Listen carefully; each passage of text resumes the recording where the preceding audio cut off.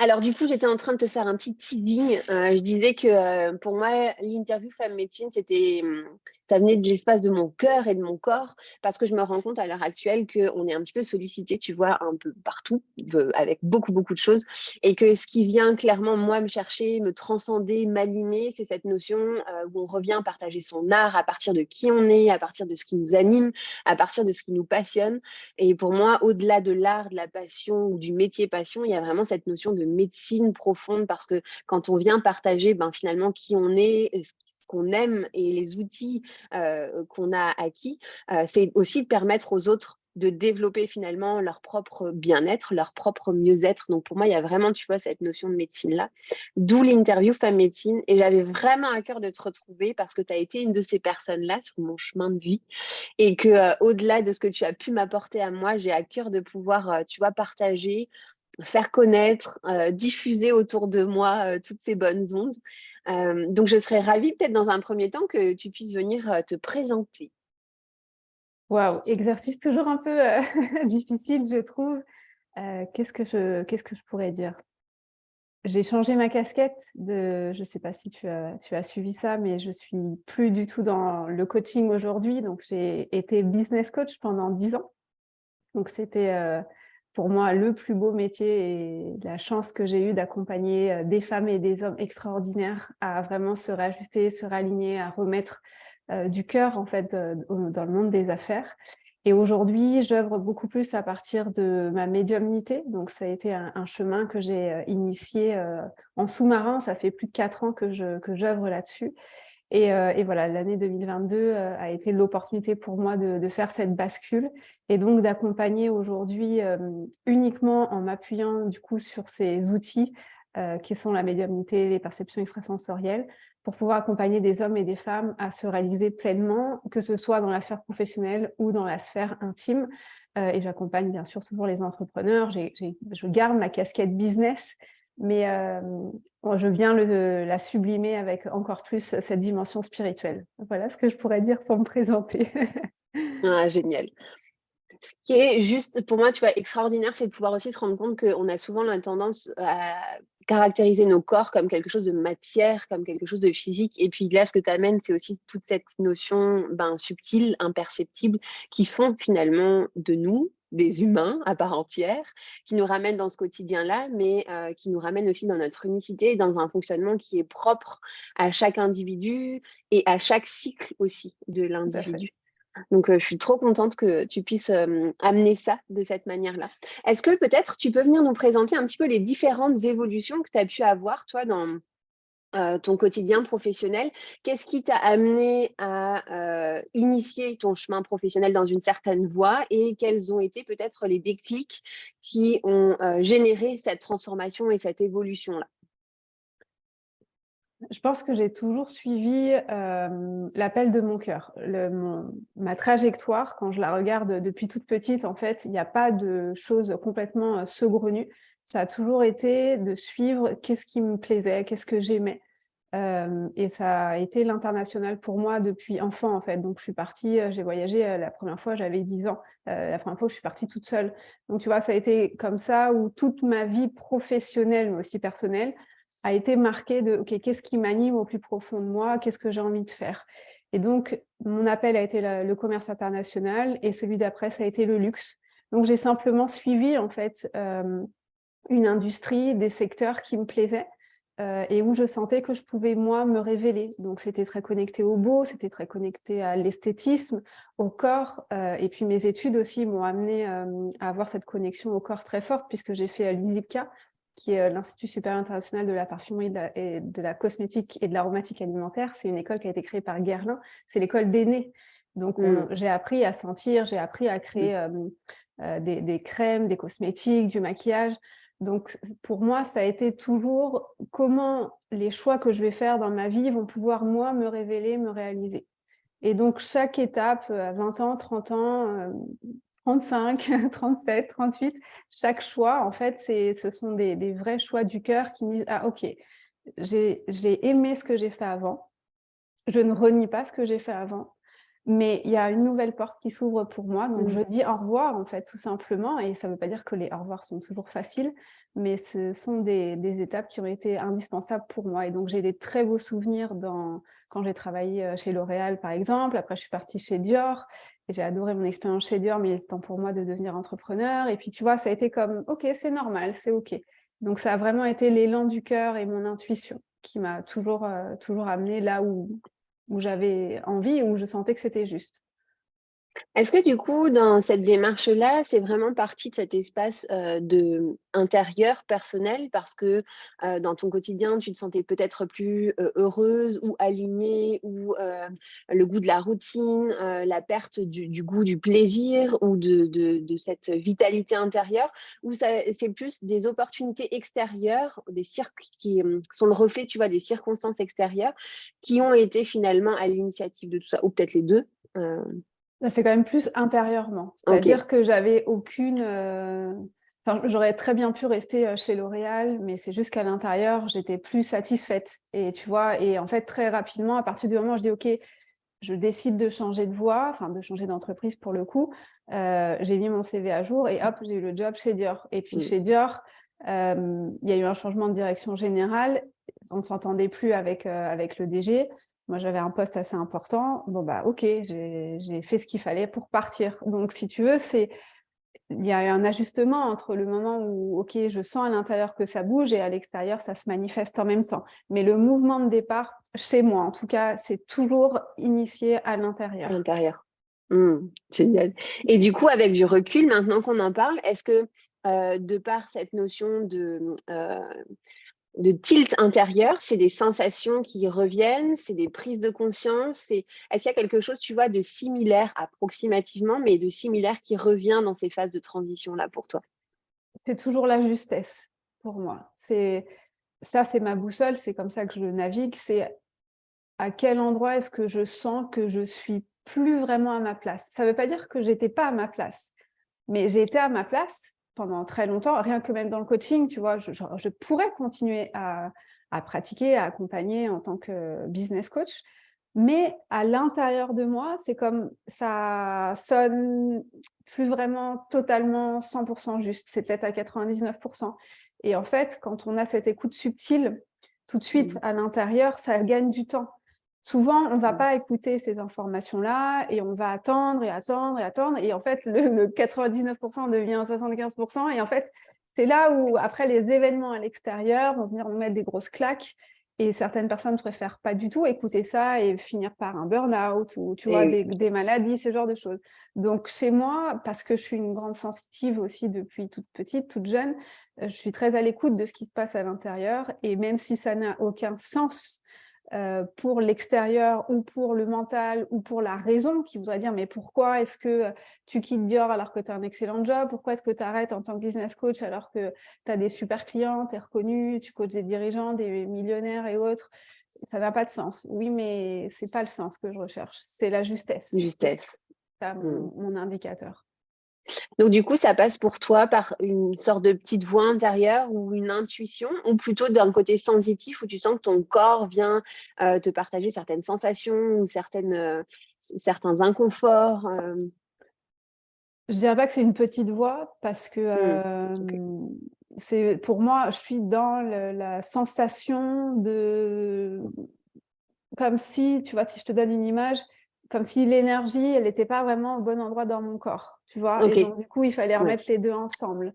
Donc c'est plus un mouvement, tu vois, de remettre en symbiose quelque chose, plutôt qu'une voix qui me dit: «Tu pas à ta place». C'est plus moi qui sens. Et l'information, je l'ai depuis longtemps. Tu vois, l'information de faire ce shift-là, de quitter le business coaching pour œuvrer autrement, je l'ai vraiment depuis le mois d'avril.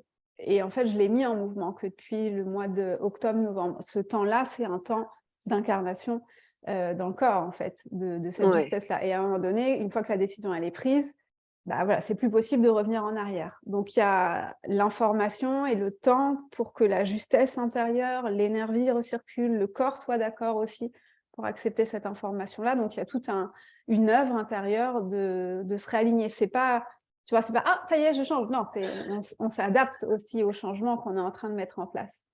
Ah, j'adore, j'ai des frissons partout, c'est incroyable. Comment tu vis, toi, ces périodes de transition? Parce que finalement, je m'aperçois, tu vois, que, peut-être que le premier point, c'est qu'on n'est pas assez à l'écoute de soi, même si on y tend de plus en plus de par ce qu'on a pu vivre aussi ces derniers temps d'un point de vue de société. Mais que pour autant, il y en a encore beaucoup et je sais que j'ai fait partie de ces femmes-là, tu vois, à, freiner cette évolution-là parce que, ben, dans la matière, rien de tangible, pas de point de référence, pas de point de repère et donc du coup, d'être dans cette dualité entre: «OK, je sens qu'il y a autre chose qui m'anime» et en même temps, Heu, c'est difficile de venir lâcher ça. Comment est-ce que toi, tu vis ces périodes de transition et peut-être de quelle manière est-ce que, tu as pu réduire ce temps entre les premières sensations et l'incarnation réelle dans cette matière? Je pense que je les vis en fait, mon intention dans ces moments de transition, c'est la douceur et la fluidité, ce qui n'a pas toujours été le cas. Par contre, j'ai jamais été à ne pas écouter. Donc, mais mon approche avant, elle était assez radicale. Donc, c'est-à-dire que j'ai une énergie masculine qui est assez présente et c'est facile pour moi de trancher, de couper, de dire stop, c'est bon, on change, on arrête et de prendre le risque aussi d'une souffrance Mmh. potentielle parce que trop tôt, parce que le bon moment, pas le bon moment, etc., etc. Donc c'était assez violent, pas que pour moi, mais aussi parfois pour ma famille. Et avec le temps, j'ai appris à mettre les mots, en fait. C'est ça qui m'a permis, ça a été un de mes talents. C'est là-dessus que j'ai beaucoup aussi accompagné. J'accompagne toujours mes clients et mes clientes à s'exprimer pendant leur changement. Parce Mmh. que c'est quand on met des mots que ça permet à l'autre de nous rejoindre. Les mots créent des ponts. Donc, je te parle de ça, hein, c'était quand j'étais ado surtout, où c'était assez sanguinaire. Donc, j'ai vraiment appris à mettre des mots, à mettre de la douceur, à entendre le monde de l'autre et à prendre soin de mon monde. Donc ça a été, on va dire, les 2 grandes étapes assez radicales. Après, j'ai appris la communication pour mettre de la douceur et aujourd'hui, je le vis avec, c'est très très doux pour moi, tous mes changements, parce qu'en fait, ils sont, vraiment travaillés à un niveau intérieur, au niveau subtil, au niveau du travail des mémoires. Qu'est-ce qui fait qu'il y a des résistances? Généralement, c'est parce qu'il y a des mémoires. Du coup, j'ouvre ces mémoires, j'œuvre avec ces mémoires, je fais alliance avec ces mémoires. Si elles sont là, c'est qu'il y a une raison. Donc je suis plus, en mode, guerrière à vouloir tout couper, mais juste à faire avec ce qui Mmh. existe et à avancer. Et je ne cherche pas à réduire le temps de cet inconfort, je cherche à, faire que l'inconfort ne soit pas un confort. Et ça, pour moi, c'est une vraie différence. On est dans un monde où on veut tout faire vite et répondre vite à quelque chose. Et pour moi, c'est pas une solution puisqu'on ne peut pas tirer sur un arbre pour qu'il pousse plus vite.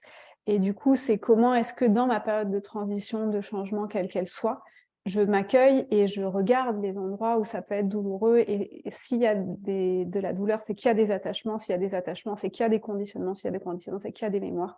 S'il y a des mémoires, c'est qu'il y a des émotions et souvent, c'est que c'est cristallisé dans le corps. Donc, ça va me Mmh. demander d'aller regarder, OK, qu'est-ce qui se joue? Juste de le contempler, de laisser passer et de vivre avec cette philosophie, c'est ça qui m'a apporté beaucoup de douceur. Ouais, génial. Donc du coup, pour toi, ce serait vraiment plus d'œuvrer dans cette transformation intérieure, mais tout en restant finalement présente dans ton quotidien, dans cette Exact. réalité, OK. C'est Toujours vraiment le se laisser quotidien. traverser. Ouais. Oui, c'est se laisser traverser. C'est pas, souvent, et encore plus, je porte ce message, on peut croire que la spiritualité, c'est Mmh. une fuite. Et en fait, pour moi, c'est la spiritualité, ça sert à mieux vivre sa vie au quotidien. Donc, comment est-ce que, quand je vis des changements, ça me permet de mieux vivre ma vie au quotidien? Et c'est ça le but. Est-ce que je suis plus heureuse? Est-ce que je suis plus épanouie? Est-ce que je sens que je me réalise dans mon potentiel?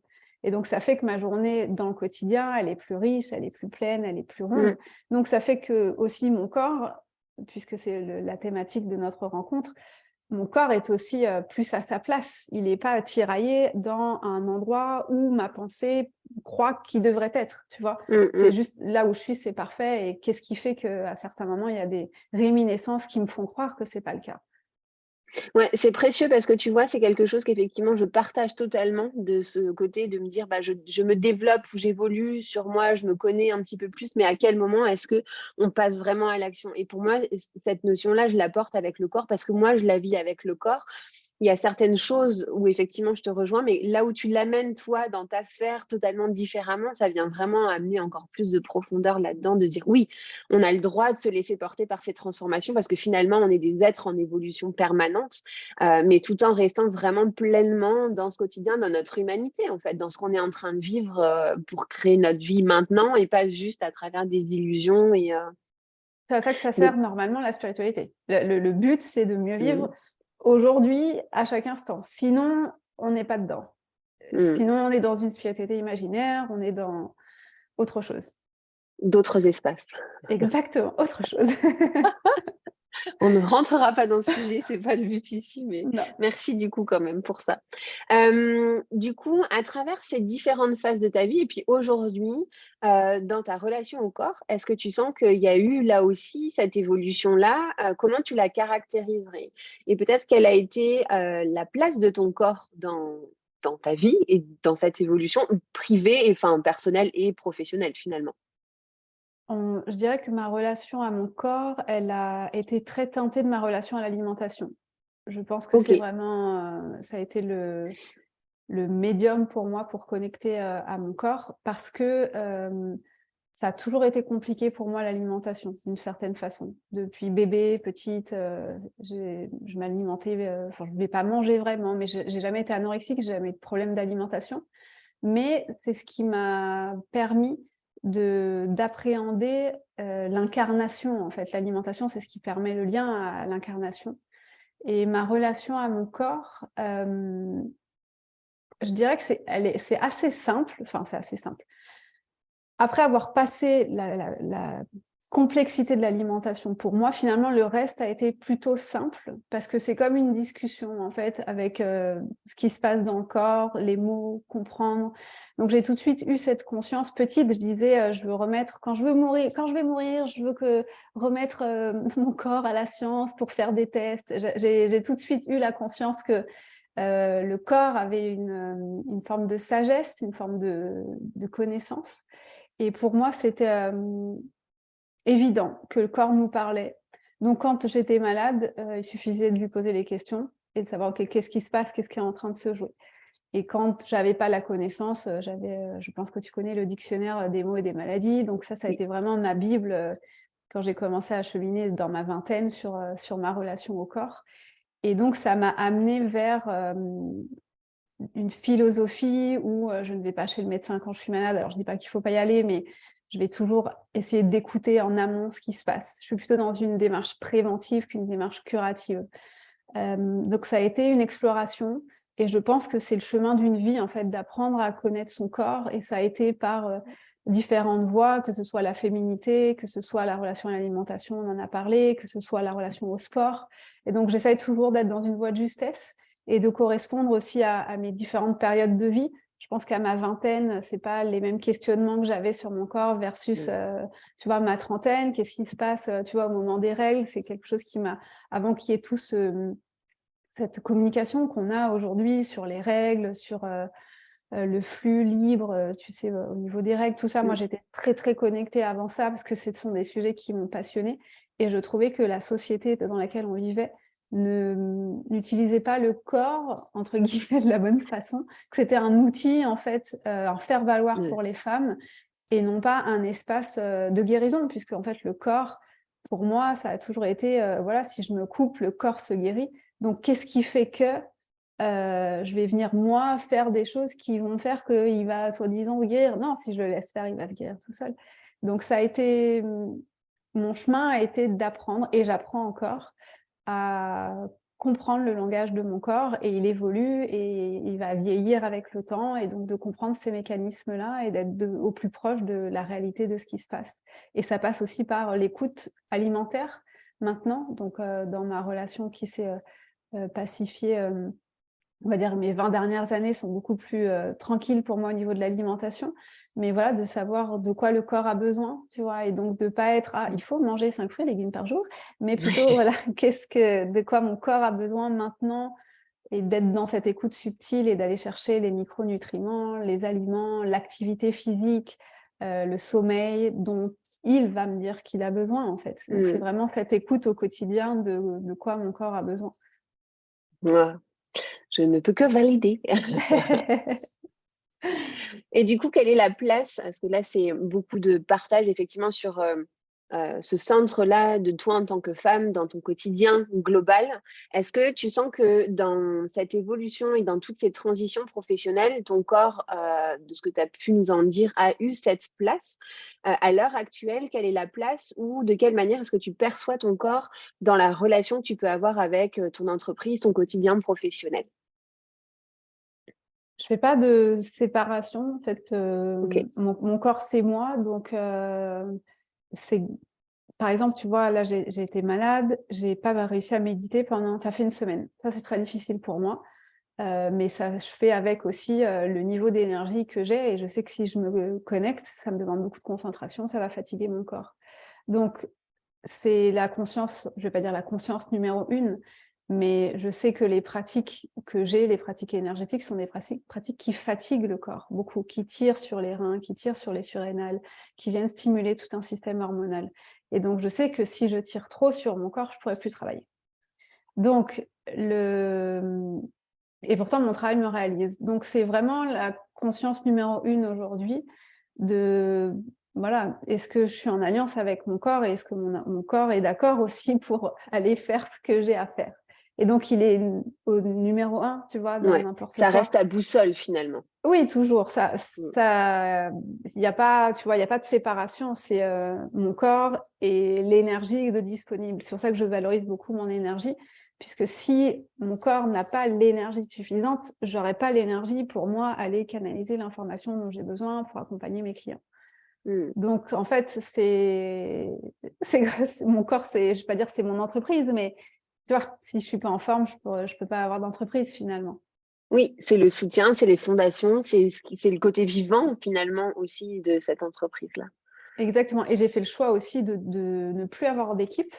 Donc ça, j'ai eu, des très grosses équipes et à ces moments-là, tu peux te dire, bah, ça peut être le corps de ton entreprise.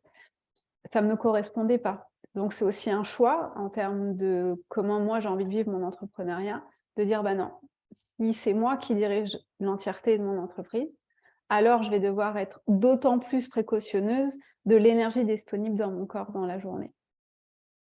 Mmh.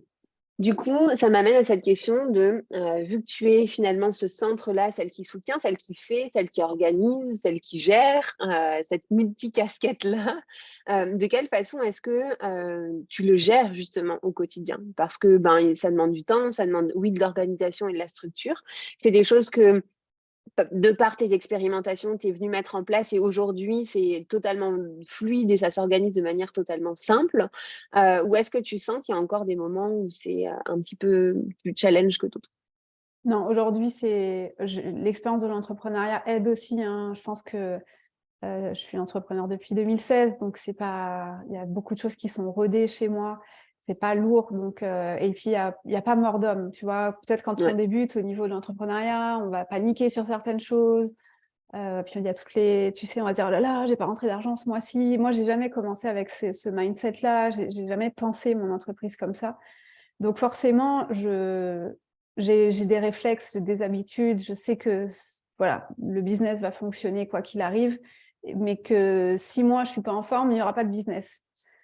Donc en fait, ça c'est une connaissance enfin même oui, quelque chose que je porte à l'intérieur de moi qui est très fort. Donc je m'appuie beaucoup aussi sur mon expérience passée Mmh. en tant qu'entrepreneur, qui réussit et qui a des clients, je me pose pas la question, je sais que j'ai des clients et même si je travaille pas, il y a des clients qui rentrent donc voilà, je suis pas inquiète par rapport à ça.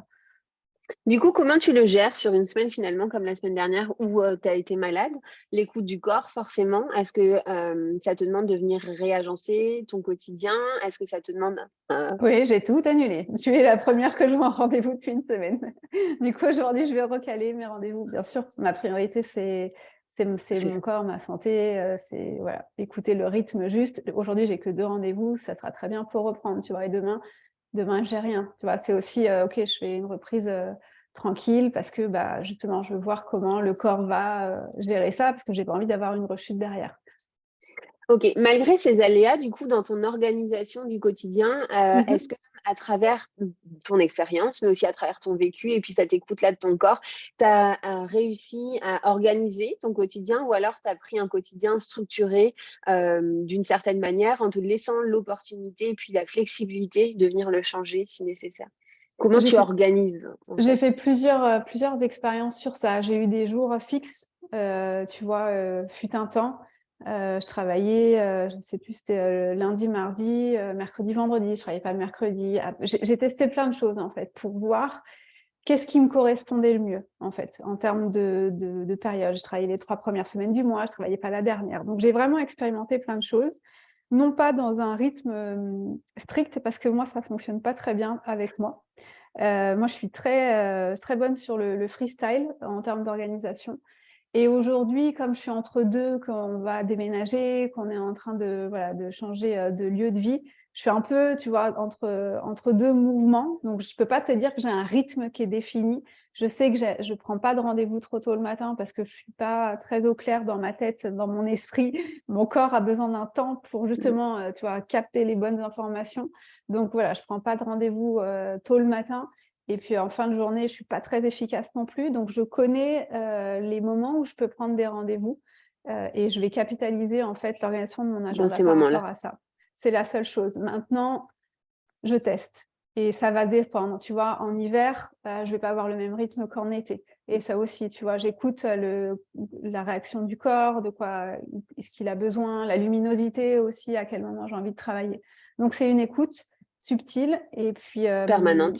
permanente qui s'ajuste avec le temps qui passe, mais aussi les saisons, le rythme et puis ce qui me semble bon pour moi. Si j'ai besoin de prendre des vacances, je prends des vacances. Si j'ai des rendez-vous de caler alors que normalement, ce n'est pas le moment de prendre des vacances, je vais m'arranger avec mes clients, ils sont généralement assez compréhensifs. Donc voilà, je me laisse aussi beaucoup la flexibilité de faire en fonction de mon ressenti toujours. Trop bien. J'adore. Merci, merci. Dis-moi, où est-ce qu'on peut te retrouver à l'heure actuelle? Comment est-ce qu'on peut connecter avec toi? Qu'est-ce que tu proposes avant qu'on clôture ensemble? Yes, on peut me retrouver sur Instagram principalement, sinon sur mon site internet, lilybruel.com. Et qu'est-ce que je propose? Beaucoup du coup de travail médiumnique maintenant. Je fais des lectures, des études du champ énergétique des personnes pour voir l'influence de leurs énergies au niveau subtil dans la gestion de leur vie au quotidien, dans la gestion de leur entreprise.